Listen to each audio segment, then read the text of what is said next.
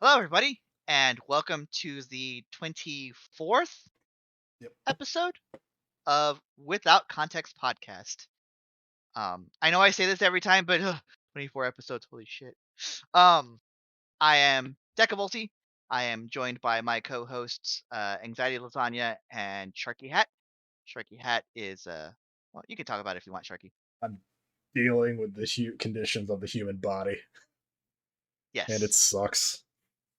Conditions So of the enjoy. Flesh are currently keeping our editor hat from This all happened after I introduced like a Hellraiser-esque villain into the campaign, and now my skin's yeah, starting to that's betray me. yeah.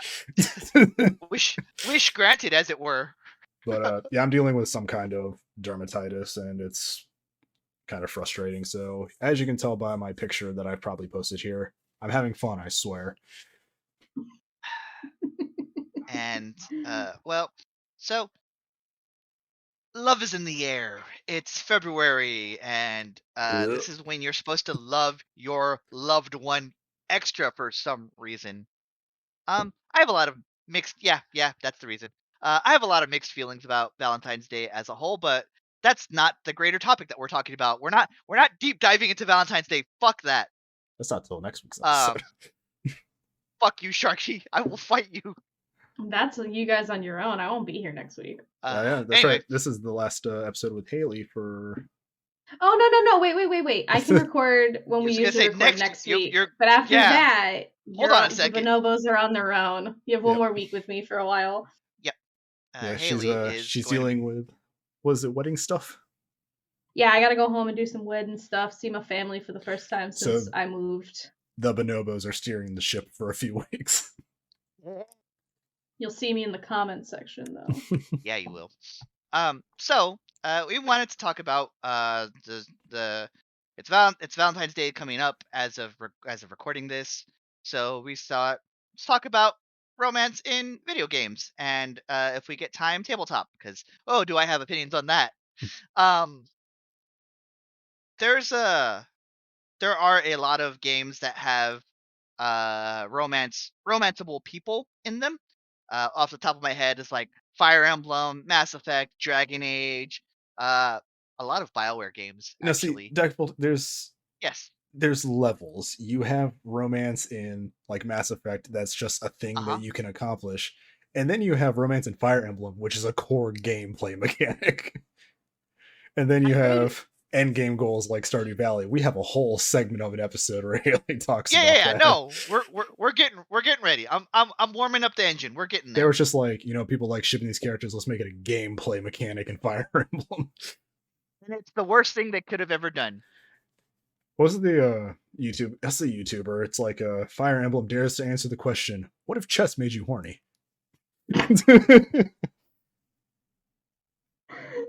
Stop it! What? I'll find that video and share it with you, Haley. I forget the guy's name, but it's so great. Oh yeah, you gotta We'll get into my gripes about the levels, as Sharky put it, in a bit. Let's just start with like some baseline, like a baseline where we're at with how do we feel about, like, in general, like the fact that you can ship your MC most of the time, or whoever you are controlling, with a romantic interest in a game. Yeah, I can ship my femship with Garrus all day. Yeah. Y'all already know my freaking opinion on this. Are you joking? Just replays the entire Stardew Valley rant. It is. I don't know, man. For me, I'm like a character driven person, not necessarily like world buildy or like not even so much story driven. But if you give me some like spicy character development, and in video games, a lot of that happens in a way that's like palatable to me through like romancing characters. Like you learn about them through the process. I'm just like, yum yum yum yum yum yum yum. Give me more of this delicious romance stuff. And like some games I think do it well, like Stardew Valley, and then there's games like Skyrim where I just like picked someone, was like, here's a necklace person I've never spoken to before, let's go get married, and then that's it, and that was like anticlimactic. I think one of the things I like like we mentioned, there's levels. I think one of the things I really dislike about when it becomes the game mechanic is it just a lot of them just feel too ham-fisted, and it also kind of eliminates those people who are aromantic. There's no representation for them. Um, or God, asexual people. Gah, nothing. There's nothing. But representation aside, like I think just some people should there should be a canon at some point that you adhere to in your in a Fire Emblem game, for example. I thought Awakening had the right of it, where there are some people that they could form this S tier relationship with, that they could become like a couple, and there are some that they can be buddy. They can be buddies. And I thought that was pretty cool. Well, But Awakening kind of makes shit canon when it's like, here's this pair's kid from the future. yes, It's like, oh well, I guess that I'm stuck in that. So yeah, for and story I thought reasons. that was an interesting mechanic as well. But again, you can be you it they're all adults with adult, and I think that's my other thing about the Fire Emblem game, is that your character's an adult and they are kids when you first start talking to them. It's kind of suspect to me. Yeah. Yeah, Yike. yeah, a single yike. The council A has single awarded yike. you a singular yike.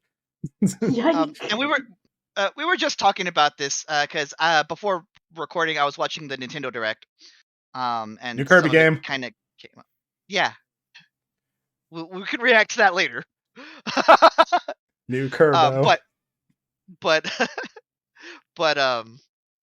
the one of the issue I had with I don't know if it was Fate or Three Houses, or it was just the whole of it, but that your character is an adult and talking to the kids and eventually gets to romance those when they're aged up is real fucking suspect to me. That's some Peter Baelish energy right there. Yeah. So I think there is a limit that we can get to that I think we've actually hit in many of the games where you can where you have options to romance. Can I ask a quick question as somebody who has absolutely no idea what a Fire Emblem is, other than Okay. most of the characters in Smash Brothers? Is romancing other characters a key part of completing the game? to Yes. to an extent. I think I never finished Awakening, but I Mhm. think in Awakening, they set up this plot where it's like, hey, these are these characters' kids from the future coming back to warn you about something. Mhm. So the point is, so it's oh, you want to, I guess, have these characters team up in combat a lot so you can get their uh relationship up to the highest tier, because I think there's also stat bonuses thrown into it also, because it is Okay. it is a tactic style game, so it's Okay. it's basically anime chess.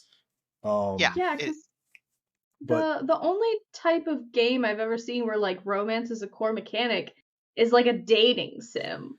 Where that's when you sign up for it that I'm here yeah, to date people. that's yeah. visual novels and dating sims out the wazoo. That's a It's whole other thing we could talk about We today. could talk about. It's we could that's talk not relationships in video games. This game is designed. This game is to a be- relationship. This game will get you 60 hours throughout all the routes you want to take. So, nervously takes drink from glass. but yeah, visual novels are their own whole minefield of things, because they can range from entirely wholesome to, wow, this scene came out of left field in an otherwise happy story. So, Oh, I could talk for days about visual novels. And then everyone died. it's just here we have a nice little slice of life novel about a boy and a girl, and then him and these other girls, Fist. and then here comes a random X-rated assault scene out of nowhere, and it's Did you mean Sword Art Online? I'm sorry. yeah, it's like that. There's Yeah. it's you'll see on Steam a lot all these like Steam and itch.io, which is like a very indie game, like a marketplace. You'll see like all these like dating sims with like this cutesy art style, and then you'll like read the description and it's like warning contains scenes of, and it like lists all these like triggering materials. And it's just Doki Doki Literature Club. I mean, there's stuff that's like worse than that too. Because that's just the girls like doing that's like just the girls like doing stuff to themselves. But these other ones are like, hey, look, you get to watch something incredibly traumatic happen to your love interest in this game. And it's like, who? Is Japan okay? No, they're not. No, but to loop us, because I'll just start talking about visual novels if we keep going on this tangent. But with romance in games, I feel like, based on you two chatting with me about Fire Emblem, not an ideal romance mechanic because of its like lack of inclusivity for non like heteronormative bullshit seems to be the classic case there. Oh, always. That was also another issue with Fire Emblem. I think most Eastern games from Korea, Japan, China, a lot of stuff like that, they haven't accepted the other forms of romance and everything like that yet into their games, because I think in their culture is still trying to adjust to things like that. I can't speak on it. I haven't studied like society in any Asian country or anything. I just feel like from what I can kind of guess based on what they put out and what they censor and all that, I don't think that they're really open to that concept yet.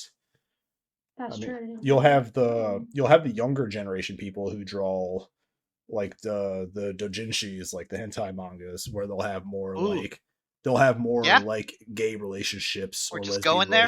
Well, I think the younger generation will do like gay relationships or lesbian relationships more frequently than I guess traditional companies over there do. So you'll see this like younger generation like counterculture popping up. I think it's going to be something we'll see in like the coming years, is a lot more acceptance and inclusiveness in major games, but it's still something I feel like they're a little bit behind on.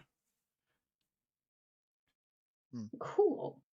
You couldn't be gay in Mass Effect, and I'm so mad about that. What? They introduced a gay character. No, well, in one, I think it was in the files where you could romance Kaiden, and then they backed out on it because they're fucking cowards. Yeah, because I wanted my male shepherd needed to have his gay life buddy Garrus. Did they BioWare is the people who made Yes. Okay. There's so many things with bio in it. I was like, let me put this in my dumb, not very video gamey brain. Are they the same company that does Dragon Age? Yes. Okay. I have never played Dragon Age Inquisition, and this is a funny story. I may have talked about it on this podcast before. I was on a YouTube rabbit hole while I was in grad school, and I somehow ended up on like at least an hour to 2 hour long compilation of how you can romance Cullen in that game. Which, like, the guy who plays Cullen, a bastard. We hate him. Cullen, the character, seems to be a pretty decent enough dude in Dragon Age Inquisition. I watched that whole video instead of doing an assignment for school. Same with, oh my gosh, I don't remember his name. It's Solus? Is that a character? Oh god, Solus. Fuck that guy. You see, I simped really hard for Solus right up until the very end, because it's very on brand for me. I haven't played any of the Dragon Age games, so I'm just kind of vibing right now. I literally want to play Inquisition just so I can go through their romance system, because I haven't seen a romance system like that. Well, at least I haven't played one like that. I usually do dumb visual novels or stuff like Stardew Valley, where let the record show that it's Haley calling them dumb and not us. I'm saying they're dumb because I think most things that I enjoy are dumb. It is a self-effacing joke. Have you seen our Discord chat? Yes. We all enjoy dumb things. I could talk to you about my visual novel that I really as enjoyed. It's really dumb, but that's another podcast. We are going to so cover so cover Sky Daddy in this episode, by the way. I'm just letting people know because we are getting to the tabletop at some point. so as somebody, I actually think that BioWare had it right with up to Inquisition, because there are queer romances, there are romances with people who aren't white, stuff like that. I and it isn't like a core mechanic to the game. You can go in, you can play the game completely like, no, fuck all of you. I'm just gonna do whatever, do my own thing. In Dragon Age Origins, it isn't a romance plot, but you can get like, if you, depending on who's in your party at the time, you can start like this random like orgy, and that is the closest they've got. That's the closest anybody in any kind of gaming has gotten to some sort of like poly situation. I feel like in light of where this conversation's going, I'm gonna take off my college sweatshirt. Because I don't want any of this going back to where my Institute of Higher Education. Like, I'm not a student there anymore, but I'm just like, I'm sorry, my college, that you can I'm see not claiming this right now. Oh no! If the I don't want you to have to be any part of this, so just ignore me for a second. Trust me, if my employer, the government, found anything that I do outside of the company, they would really reconsider. Yeah, I just once we got to that part, I've been trying to. I realized while we were recording, I was like, I probably shouldn't have worn this. We That's got a to bad that topic. I was idea. like, let me just whip this bad boy. Right That's as far as I'm getting with that. Though I think as a government employee, electrician, not going to say where, it's like I am professional at work, but once I leave that location, I go back to Gremlin. Like, yep. You get me for 8 hours, and you get me to be an adult for 8 hours, and after that, I am uncontrolled. Unhinged. So yeah, I think they have it right where it's not a core gameplay mechanic. It's just something you can do if you want to do that. I think when games like push it as like a core gameplay mechanic, it loses it for me. Even Stardew is a good example because Stardew is a good example. Yes. No, you finish your thought. This is me holding Okay. my thought. Okay. Stardew is a good example. I think the way you go and show interest to your partner in Stardew is a little weird because you're just like, here's a rock. I love rocks. How'd you know? I think that's a little weird. Shit, I read it on your Wikipedia page. Shit, that's what I've been doing wrong my whole life. You haven't been giving your partners rocks. I haven't been delving into my crow brain and bringing them shiny things. I will say with Stardew Valley, I know people who are like me who live and die by the speed running of their favorite person. Like currently, I started a new Stardew Valley file, and I saw somebody complete a speed run of their chosen beloved, where you can get them to like you enough by the second event in spring, so you can dance with them at the spring dance. And I was like, challenge accepted. And I'm about to accomplish it, and I feel very proud of myself. And it's pretty cost effective to romance Harvey, so whatever.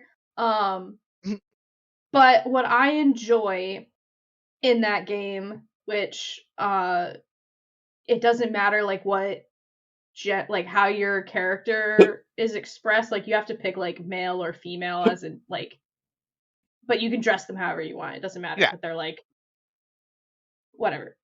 But you can romance anybody in the game who's romanceable, no matter who you choose in that area. And there's also the platonic person who can move in with you, Krobus, the sewer goblin thing. Who I adore Krobus. He's like a shadow creature that you find in like a bush, and then you chase him you find him in somewhere, and then he like is in the sewers. I don't really know Krobus' story off the top of my head.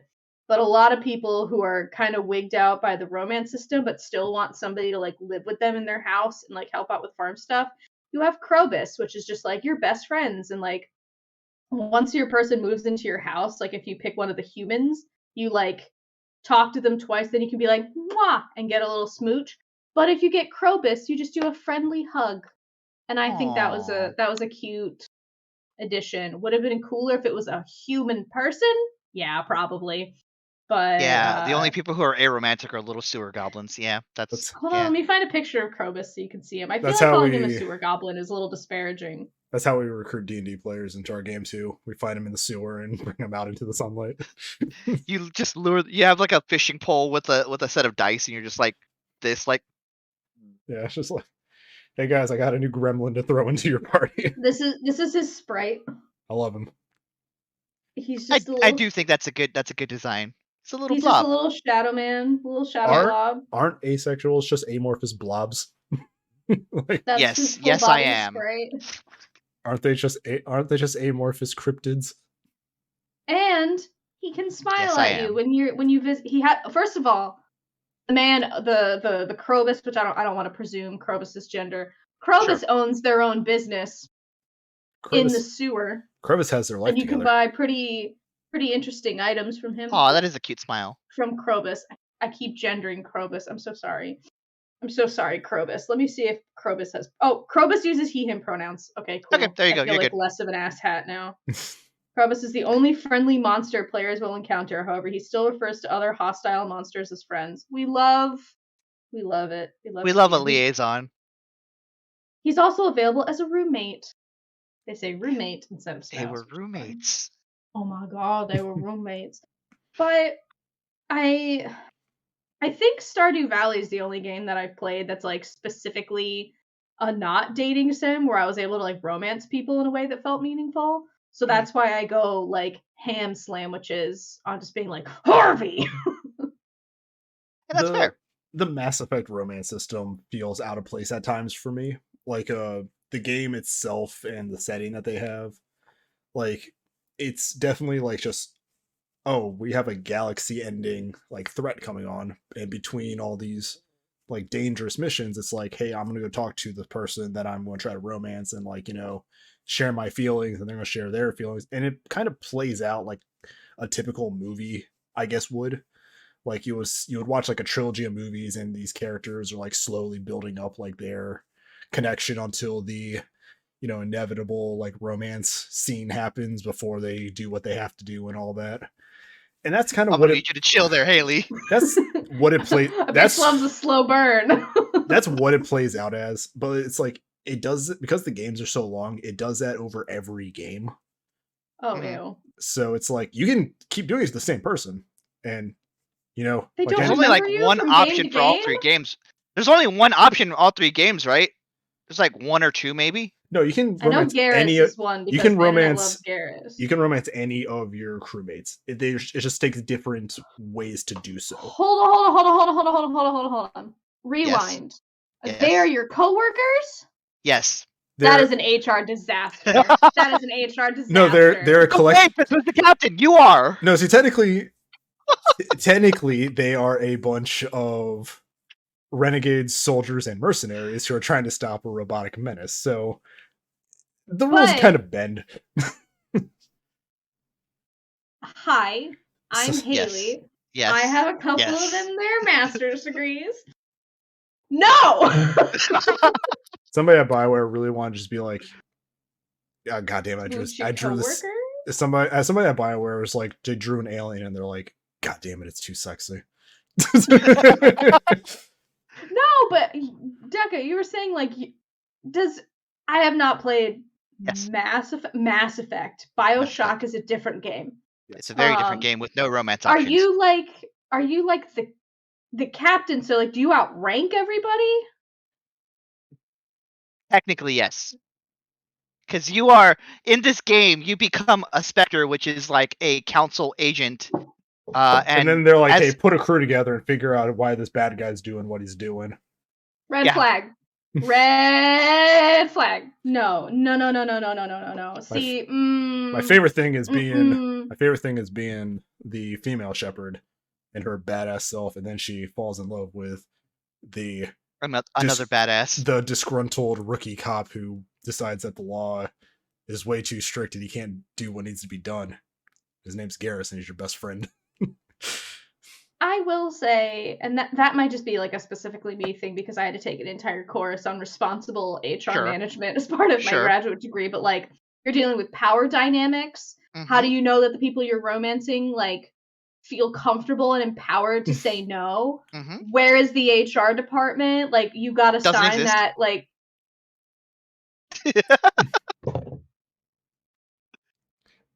no.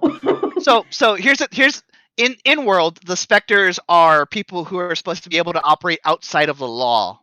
It's one of those situations. They're basically you're right to red flag. They're basically space CIA. So yeah.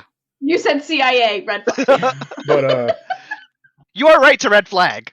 Red flag. It's like the first game, it's like, hey, I'm gonna romance some stuff, and then the second game, it's like, hey, I need my teammates to trust me enough, so when we do this final suicide mission, the game doesn't register them as not being friendly enough to you and kills them. So yeah, that's why. Then you go into game 3 and it's like, ah, shit, these guys died in the last one. So that's why I'm not.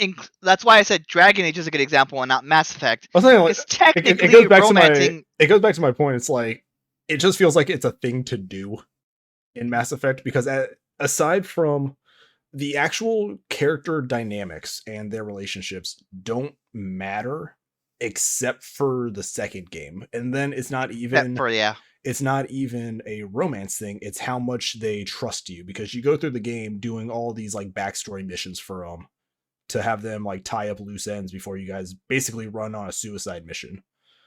Cute. It's like, hey, we're going to, get all your affairs in order before we go and do this. And the thing is, like, that's all the game for the second one is like built on that. Because that's the entire goal. It's like tie up all your crew's loose ends and then have their full attention and trust in you when you go into this final mission.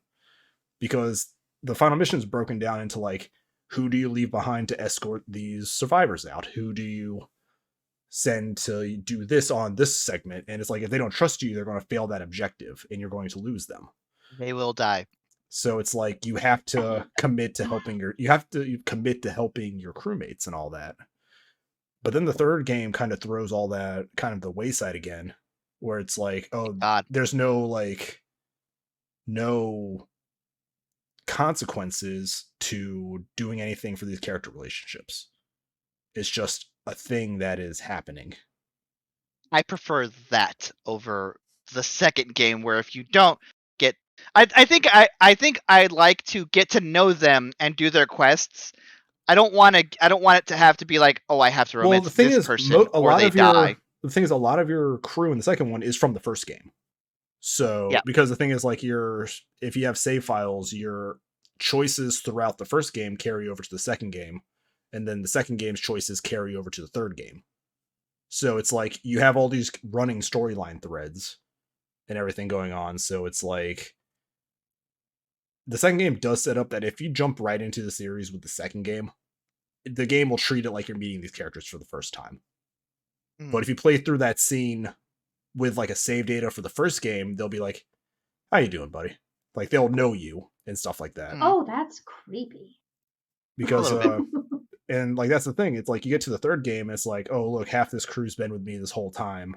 I have some new faces, but it's just like, there's nothing like the second game again, where it's like, hey, I don't have to get these guys' trust. I just have to gather up the galaxy to go into this final battle. So you're getting like these races like trust in you rather than these individual crewmates. The second game you're building a galactic army in third. Yeah, the second game really does that. This crew needs to be cohesive to do this mission. Like, that's a good feel to it. But the first game's like romance is like, oh, it's just a thing you can do, and there's like no consequence to it. So it's just like, They definitely build the second one as like, this is a ragtag group of people that are just going to go on a suicide mission. It's like, some of these guys have been with you since the first game. They'll follow you to the ends of the earth, but they have something they need to do first. And then these new guys are like, hey, I kind of like what you're doing. Can you help me handle this before we do this? I feel like what I would prefer in a game is somewhere like in the middle where like yeah, the romance has like an effect on the gameplay, but it's not so much so that if you don't want to do it, it like destroys the experience. Like it could just be like an additional thing like new dialogue options or just like it feels like something is gained from it. Like for example, Skyrim. There's a whole it's not I wouldn't call it a romance mechanic. You can just obtain a spouse and that was really Lots frustrating obtained. for me because it like overall doesn't really change the story at all. Like having a family doesn't change the story. I've kind of had to like self-impose rules for me to feel like there's stakes involving my family. Um, and then in like Stardew Valley, like yeah, you can have like a spouse and stuff, but like it also doesn't really change how that game goes either. Whereas in like a visual novel, like that's the whole point of the game. Yeah. So I And think I would love a game where there's like a happy medium to that. like But I don't know if that game exists. that's the thing in Mass Effect 1. It's like you can just not do it.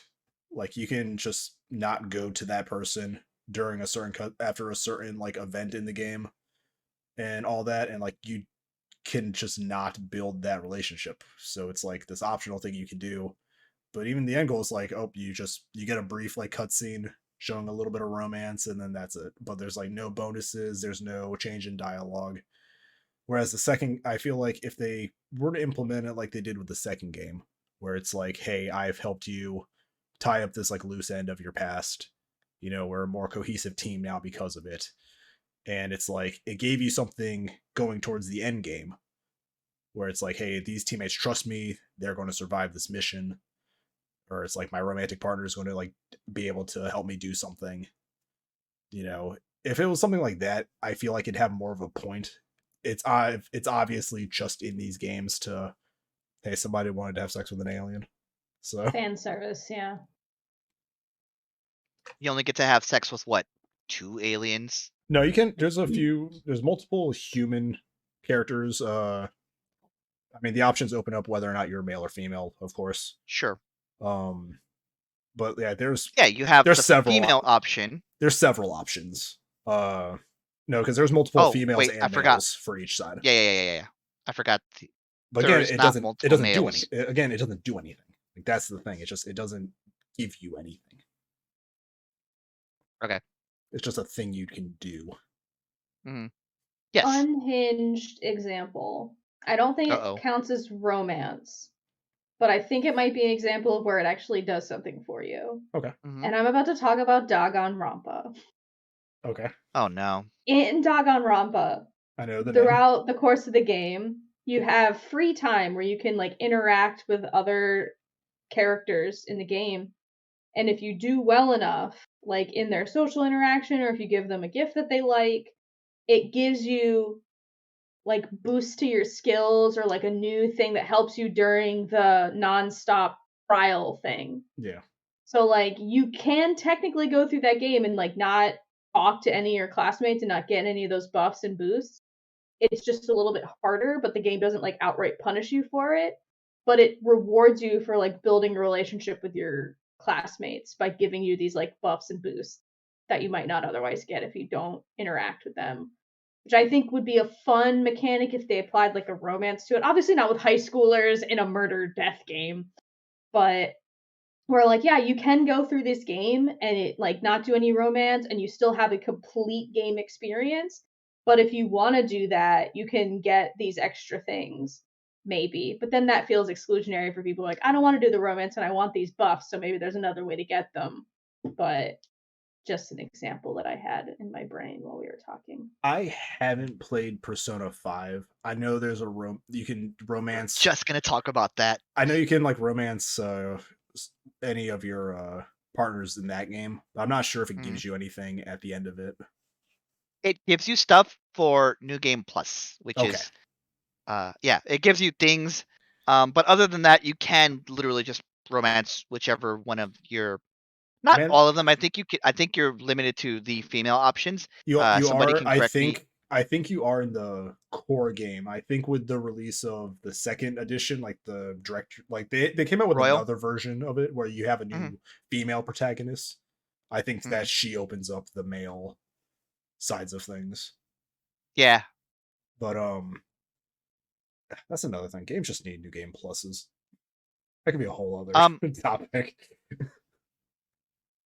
So the other thing with the confidant system in Persona 5 is you can just go up to being like best buddies with them and stop there, and you're good. You've got all the bonuses you need.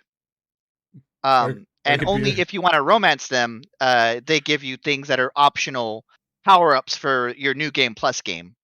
You want to talk about a dynamic? That game is actively like, you want to seduce your teacher? You can do that. Yeah. What in the Pretty Little Liars? Or the other one where, or the other romance where it's like, do you want to seduce the back alley doctor? You can do that also. I will say the back alley doctor rejects your, because that's the one I picked because she's just hot. I'm not gonna sit here and lie to you guys. Aside from like your main like crew, isn't there also like a fortune teller? Yeah. There's like three non-party characters. It's like a doctor, I think a fortune teller, and your teacher. Your homeroom teacher. But I mean that your whole homeroom teacher who moonlights as a maid. That whole plot too is like the whole thing with her is she's also like reminding you, it's like, you do understand I'm your teacher, right? Like it's a self-aware about it. In an effort to go ahead, Doug. You go. So I'm just getting back to Tay because she definitely rejects your advance when it gets to like the fever pitch. Which is just, you're at a park and like you mention it and she's like, I'm an adult. Goodbye. Good for her. Which is how it should be. I mean, honestly, it should be like we're chit-chatting and at the first movie be like, are you a child? And if you're like, yes, then be like, you're like, then this conversation is over and I was never here. Well, so for that confidant, you are playing, it's like you're testing out medicine for her, and it isn't weird until it gets weird, and at that point she's like, good for her. What a responsible adult. God knows the most responsible adult is the goth doctor, back alley doctor. Yeah. But yeah, that is my experience with that. That is the only romantic option that I picked because, like I said, she's fucking hot. Do we want to move into tabletop so one or both of you can flame me for Sky Daddy? I'll get to that in a second. I do say small not I'm going to talk about Legend of Vox Machina, but not in a spoilery sense. But somebody pointed out that a scene in the show, Tusk Love, shows up on a shelf. Yeah. And the cover is Ford and Jester. Yes, so it's great. It's a nice little Easter egg. Tusk Love. There you go. Yes, it's that exact cover. It's that exact cover. Thank you, Duck. Duck sent you that. Duck sent me this. It's just a regular notebook. Oh, nice. Oh, Oscar. Oh, Oscar. So yeah, there's that. There's little nods to that. I think talking about Critical Role and the Legend of Vox Machina is actually a pretty good like. I just want to appreciate the fact that a large man like Travis can still like become a schoolboy when flirting with his own wife on a live stream. It's really cute, actually. It's goals. It's goals. Like, I want to. I'm dying. For a long time, Travis was the character who is like as a player for those like 5 people who haven't watched Critical Role. He's the type of player that just wants to go from point A to point B, chop stuff up, grab treasure, move on. And I respect those players because it is so easy to feed into them. As a DM, it was such a growth from campaign 1 to campaign 2, though. Mm-hmm. It's just like, and then it's like, oh, I'm gonna flirt with my wife on live stream, and still feel like he's like just beginning to date her. It's actually really wholesome. It's super cute. I was just like, that wasn't even my preferred ship for that season, and I was just like, I think the topic that comes out of it though is, between player romance in a game. Because the guys and girls that play Critical Role, they have known each other for a while, and there is an innate sense of trust. I mean, unless Matt Mercer's a cuck, he really let Liam flirt with his wife all of campaign 1. So for real. Not to mention Liam is married. Not to mention Liam's married, and he goes home to his wife. Sam. He goes home to his wife after that, and then you have like Sam, who played Scanlan all of season 1, going home to his wife too. So it's like there has to be this innate sense of, I guess, just trust in everybody. Like if we were all, if everybody was playing in my game, and for example, I'm gonna use Tulio and Gwen. Like there's obviously an in-character, like at least to me, an in-character attraction. Maybe not a full-blown romance, but there's definitely like a connection. There's some feelings there because Gwen trusts him, and Tulio protects Gwen. So people could see like, oh, I ship this, even if it's not officially like a thing. And the reason I say that is because Flory plays in the game. And unless my memory of my own friends are wrong, I believe Flory and Tulio are dating in real life. So it's like this whole, but they all play Final Fantasy together. And I'm probably talking way more personal about their lives than I probably should. But I'm seeing that in my game too, where it's like I'm seeing that in my game too, where it's like there feels like there's this sense of trust between everybody. I haven't had a moment where I felt like something was uncomfortable for somebody. Or nobody's like, if it was uncomfortable speaking as another player, it's something that you did to us. Yeah, nobody's come to me about it. I mean, I can't say introducing my dead dad. I can't say the players like haven't talked about it outside of game because I don't know. But ruining my beach day. And then I ruined Haley's beach day. I will never. I don't think I'll ever emotionally get over that. The betrayal. And I mean, Duck's case brings something interesting because his character's love interest was an NPC. So it's like that was the thing. It's like it didn't require no player; it just required me, like having some knowledge of their history and stuff like that, and kind of putting that into it. And I think that was pretty good as well. As a DM, personally, I welcome player romance in my games. I feel like with all the shit that I throw at you guys, a little bit of levity every now and then is, very welcome. Especially if we've been playing this campaign for 2 years. So I just feel like the characters have gotten to that point of knowing each other. But on that note, we had a whole Discord conversation about a certain cleric and her romance and her crush on Paylor, aka Sun Daddy. Let's let Haley let Haley talk about it. Okay. I wasn't gonna say it was Haley. It's me. Everybody knows it's me. It's fine. So I know this is the Without Context podcast, but I'm going to provide our listeners with a wee bit of context. I joined this game extremely late, like a few months ago late. I don't really know most of my character doesn't really know anybody in this party. She's got like 2 friends, maybe 3 friends. The goblin, the cop, and like maybe Whist or Gwyn. She's not sure. So I thought it would be funny because like we're getting into the end game of this campaign, and I'm like, oh, my character Ophelia doesn't really have any stakes in this game. Well, she does now because of the events that happened in Growhaven. She's got some stakes now. But the only person without stakes is the murderous Tabaxi. She's just there for the ride. Yeah, so I was like, what would be her motivations to continue with a party that anytime she hangs out with them, she literally gets into like world-shattering situations. Like she's been portaled into another dimension like twice now. Oh yeah, and then you got thrown into this whole battle at the monastery.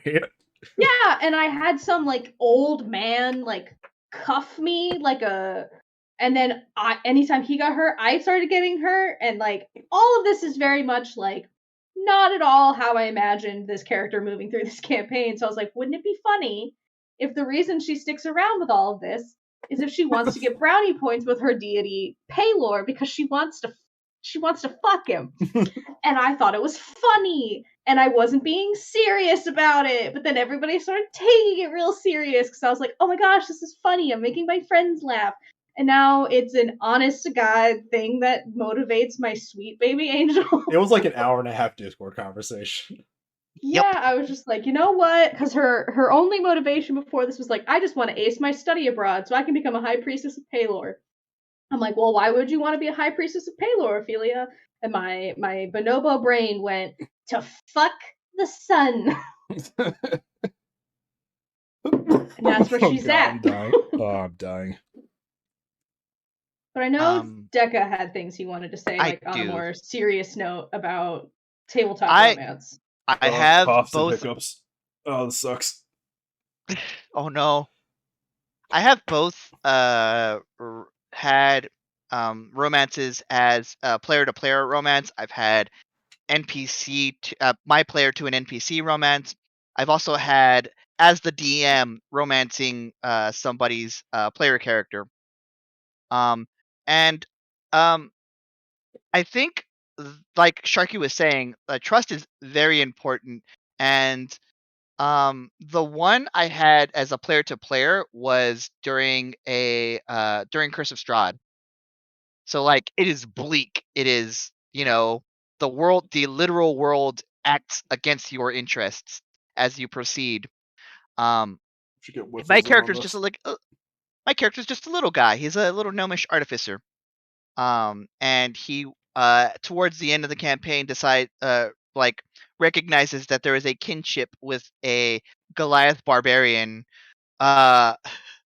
who has who also they have a kinship of like there's this feeling that they both have that they're both like outsiders from the rest of this party, and they slowly like find that out about each other, and it's really cute. And me and that person wrote fan fiction to each other and sent it to each other.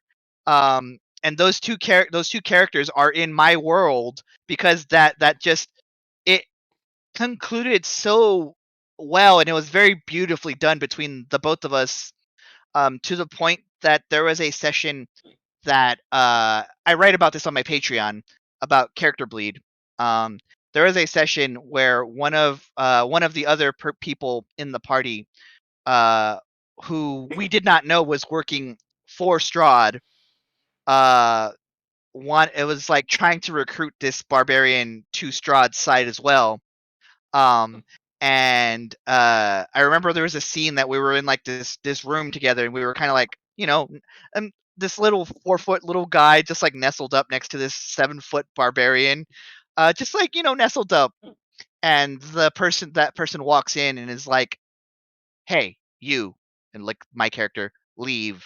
And I remember that person's like eyes in the Zoom call that we had, just like fucking staring into my soul. That to the point that the next day, I went to bed that night after the session, had a nightmare about it. Woke up the next day, was like, hey, buddy, are we cool? And they're just like, yeah, no, we're good. It's like, oh, okay. It's like Green and his tall golden dragonborn girlfriend that he has on another plane. But yeah, I think as a player to player, I love those slow burns that like just become something or they don't become something. I had another one that could have happened between my player character in a Monster of the Week game with another person's character, and before anything like really took off, we were like, kind of shit talking each other in that like kind of, will they won't they sort of way. And I talked to the player character. I was like, hey, is this something we want to do with our player characters? And he's like, you know what? I don't really think he would do that. I'm like, you're right. So it came, and I think it's even beautiful to tell that like unrequited love sort of story. So I don't like, there are so many like different types of stories that you can tell when it comes to romance in a tabletop setting, you can tell I'm on my soapbox about this because this is my bag. But there's so many different stories that you can tell that aren't just, person A, person B, let's fuck. There's like the unrequited love stories. There are the stories where like, you don't. I had one with I was a cleric of as a half elf cleric with a tiefling. And that cleric did not realize he had feelings for this tiefling until she literally died, and he tried to move heaven and earth to resurrect her. This is Yeah, why exactly. this is why I love D&D though. Like it's stories like this where it's like you trust the people at your table enough to discuss and like go with like stories like that, There's so And many like beautiful stories. back to the concept of trust. Trust is also something you need at a table when you flip the romance on its head. Like in the Mm-hmm. case of our game with Gwen and Arius, where Arius Yes. it is a very one-sided quote unquote love from There is a. somebody empowered to a player character. Mm-hmm. And you could tell, like, if you were involved in the session where they finally came face to face after so long, like that was something that Gwen and I had discussed how I would play this guy. And I told her this might make you uncomfortable, but I will never like cross a line. And like that was something that like we talked about and we agreed on. I was like, how do you want me to play this character? And you guys saw him for what he was in that session.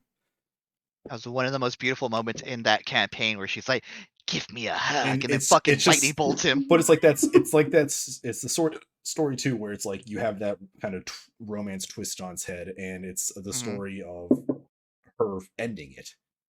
Mm-hmm. Like this whole next session on Valentine's Day weekend is her getting to deal with that, which is Yep.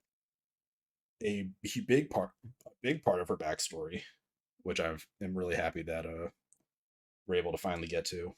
Because I mean, we also And had the Florries part of her backstory and her closure Oh, against Cassian, which that was such a beautiful buzzsaw storytelling legs. moment. buzzsaw legs. Like from top to bottom, how that went down with like I don't know. Like I was deafened for some of it because I was getting a phone call, but like the like boosting of the ball, ready for the spike with that well timed guiding bolt, and then I got the play by her play. getting the killing blow, The and guiding then bolt is what gave advantage to deal the final blow, and it was like it's moments like that where I love D&D, where it's just two things go perfectly right. that, and like for me, like as someone who's come to this like 20 minutes late with the Starbucks, I'm glad my Starbucks helped in the form of my aura of life that was able to give her half damage on that final necrotic blast. So it was like, I feel like I've done something to help. His guiding Finally. bolt also. The guiding bolt wasn't from Ophelia, it was from It was from 2. 2. Yeah. No, Yeah. Charlie gave me the play by play. And yeah, it was like if you didn't, and the thing is like because of that reaction for the damage, if your aura wasn't going, it would have turned a little worse. So Would have turned a little worse. it was everything coming together to make just a satisfying conclusion to a long running damn it. To a long running villain in this campaign. Like not like long, he was introduced like a few like Probably during the second arc.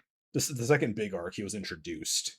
Mm-hmm. And his involvement with it kind of grew since then. Oh, this fucking sucks. For those of you listening, are like unable to notice, Sharky's got a bit of a hiccups, unfortunately. Oh no, I'm gonna have to edit them out. It's gonna suck. Oh, or I'll just leave them in and let people understand what I'm going through. But there's a lot. It's like just CEO of Struggle Bus Incorporated over there. Just that conclusion though to like it doesn't really like have to deal with like romance or anything, but it kind of falls under the same I guess, scenario. It's a two-parter.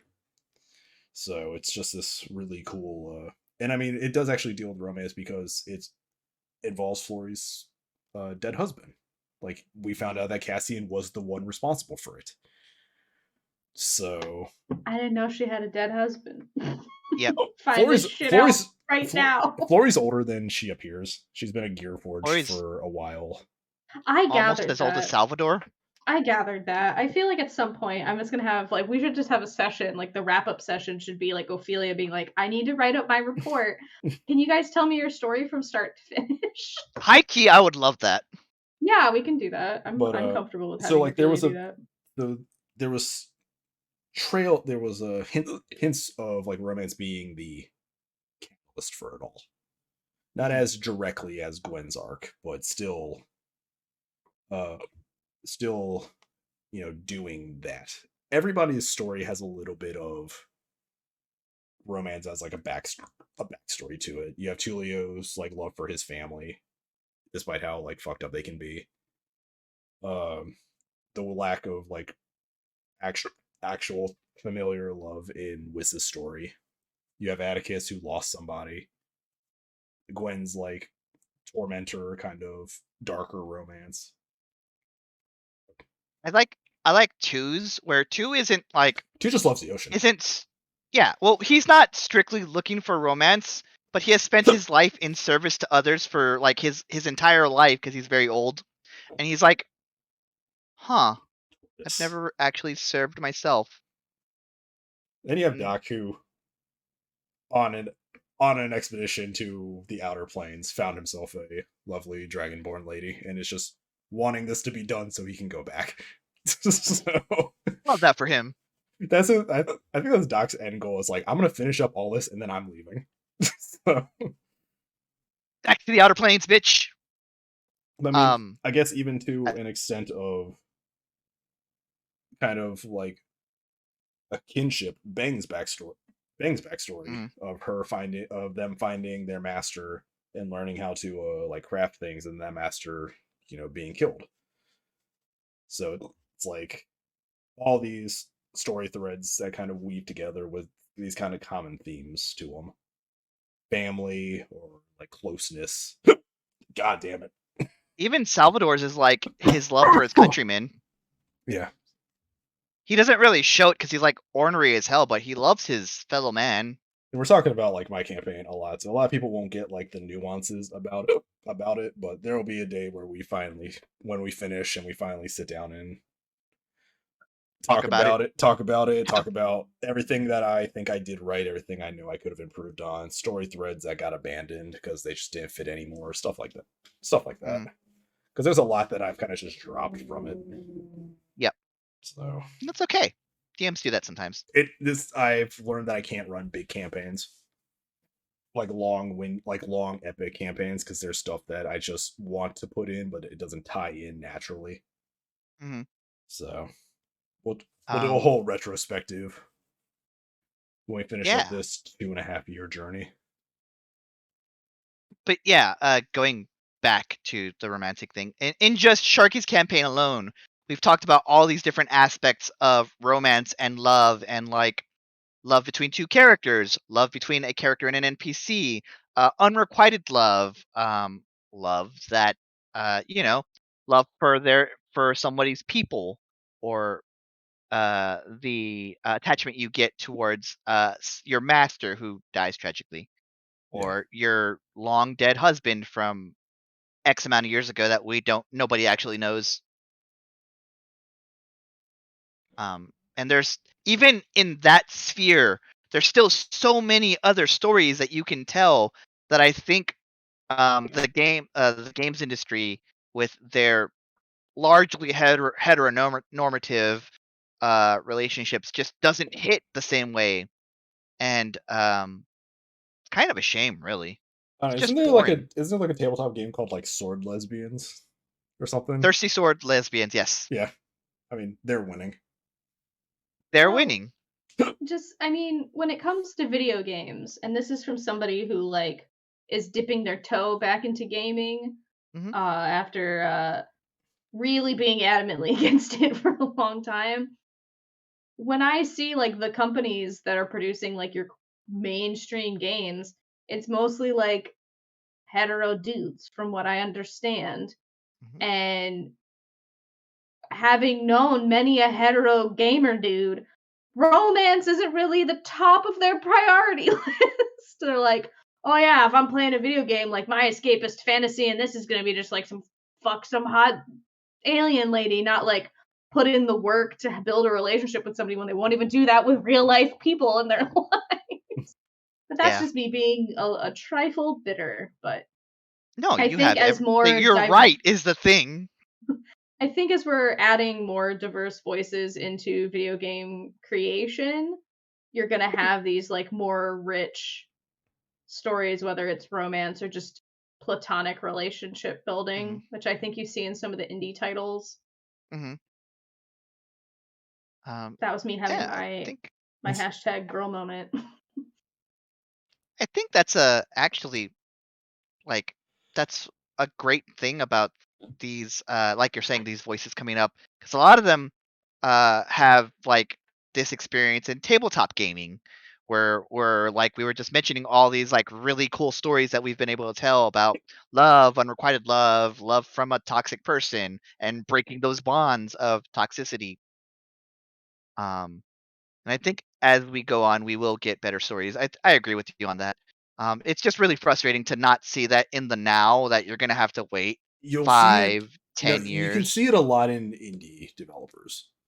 A lot Sure. of indie developers will have either like more other undertones, or I think even like Life is Strange is like really focused on a same A sex, like queer love. queer love Yep. and stuff like that. So you're, God damn it, dude, this sucks. Uh, I'm so sorry, it buddy. just doesn't stop.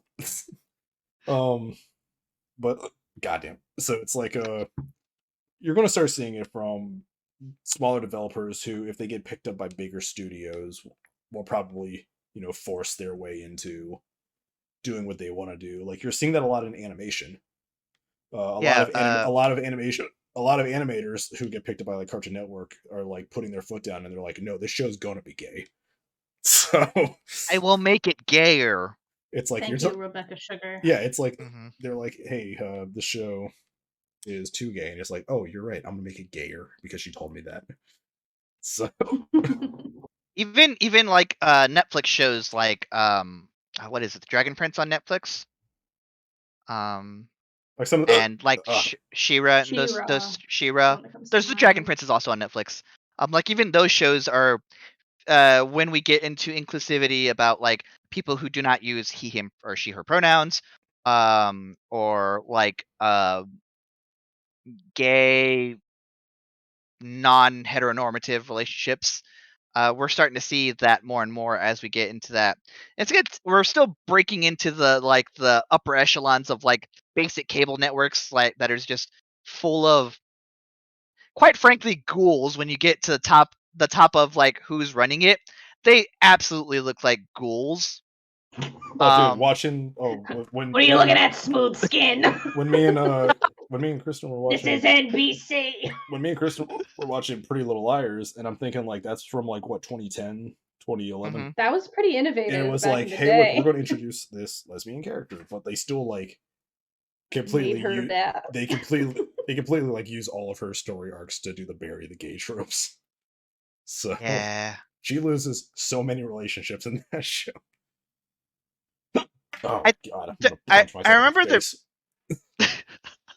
I remember there being there was this whole thing. It was Fox, because of course it was. This whole like show that like they were like even advertising it as like, here's a gay kiss, and that was like the beginning and then the end of that relationship. And I do not remember. It was one of the dramas, because Fox had so many dramas in like the 2000s. Yeah. Or Uh, like that scene in the last Star Wars movie where everyone was like, "There's a gay kiss in Star Wars," and you can see it if you're like, "Oh yeah, it's way back there." They were fucking it's cowards it's for been not Mike putting was it's been Mike Wazowski'd into the frame. it's like they're cowards for not going all in on Finn and Poe.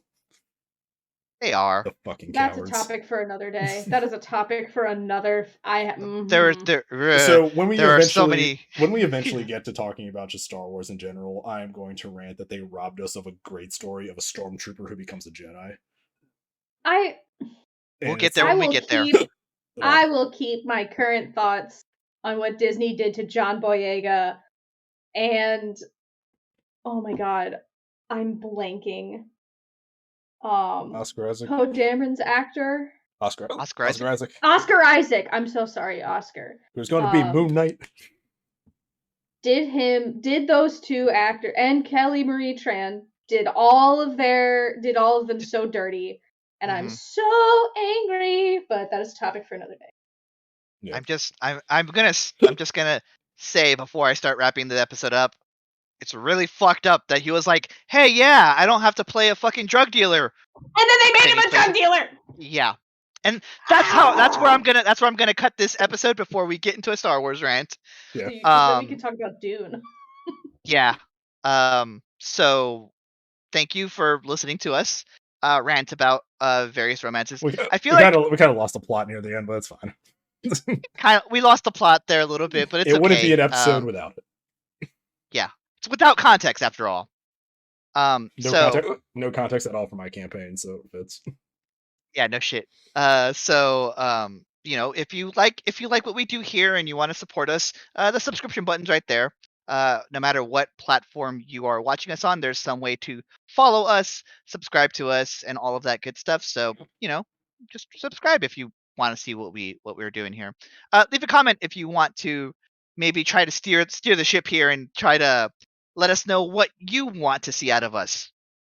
There are other topics that maybe we don't think to do that, and maybe you have that idea that maybe these chuckleheads can talk about something that I want to hear, and we can do that if you should so desire. Maybe we just haven't put together a list of topics and we need some help. Maybe we have put a list together of topics and we just haven't gotten to it in several episodes.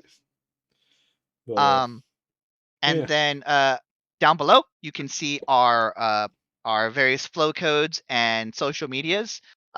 Give those a follow.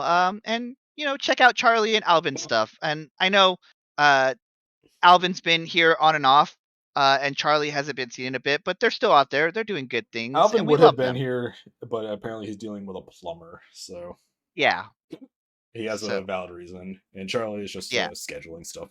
He's a busy man. Charlie's a very busy man, and we love him for that, and we're very proud of him. You get us 3 chuckle fucks until they come back. We're gonna need Alvin here when Haley leaves over. We're gonna need a third person. We'll just switch them out. But yeah, this has been the Without Context podcast, and I'm gonna hate editing this fucking episode because I'm gonna have to edit for these. Bye, everybody. I'm actually gonna have to review the footage. Bye, everybody.